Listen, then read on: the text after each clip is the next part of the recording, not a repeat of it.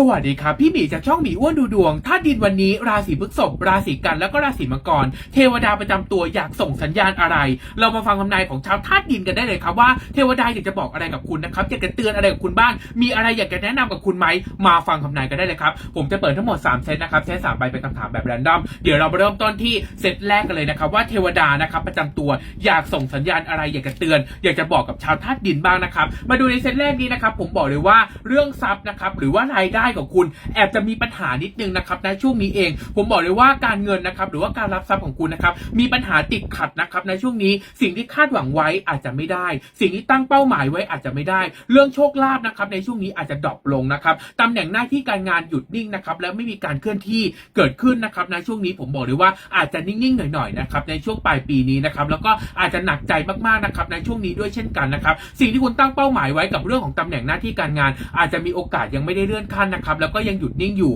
รับทรัพย์นะครับหรือว่าเรื่องโชคลาภนะครับอาจจะเป็นไปอย่างยากนะช่วงนี้นะครับอยากจะบอกว่าถ้าอยากจะเตือนอะไรกับคุณนะครับนะสิ่งที่คุณตั้งเป้าหมายไว้ยังไม่สำเร็จนะครับนะตอนนี้นะครับเทวดาประจำตัวอยากจะบอกอะไรกับคุณนะครับในเซตที่2นี้บริเซตนี้นะครับผมบอกเลยว่าเรื่องเพื่อนนะครับบริวารคนใกล้ชิดนะครับน่าเป็นห่วงนะครับคุณฝากฝังอะไรกับใครไว้ขอร้องกับใครไว้นะครับหรือว่าอยากให้เขาช่วยเหลืออะไรผมบอกเลยว่านักขนาดนี้เองเนี่ยผมบอกเลยว่าเขาไม่ได้ซื่อตรงและไม่ได้ตรงไปตรงมาใครที่ทำธุรกิจส่วนตัวนะครับหรือว่าเอาเพื่อนมาทำธุรกิจร่วมด้วยฝากฝังอะไรกับเขาไว้ผมบอกเลยว่ามีเกณฑ์โดนโกงหักหลังเกิดขึ้นนะครับความรักนะครับหรือว่าความดีที่คุณหยิบยื่นให้กับเขามองไม่เห็นค่านะครับอันนี้บอกเลยว่าจะมีปัญหาด้วยกันในระยะยาวนะครับไม่ควรร่วมหุ้นลงทุนอะไรกับใครนะช่วงนี้อย่าฝากฝังอะไรไว้กับใครโดยเฉพาะเรื่องการเงินนะครับเซตสุดท้ายเองนะครับเป็นไงบ้างนะครับเทวดาประจำตัวอยากจะบอกอะไรกับชาวธาตุดินบ้างนะครับในเซตสุดท้ายนี้นะครับอย่างที่ผมบอกไปนะครับว่าตอนนี้เองนะครับภาวะหลายๆอย่างของคุณตกอยู่ในนั่งของความเสี่ยงนะครับเป็นไปได้ยากกับสิ่งที่คุณตั้งใจสิ่งที่คุณตั้งเป้าหมายและก็รอคอยอยู่นะครับเป็นไปอย่างยากนะตอนนี้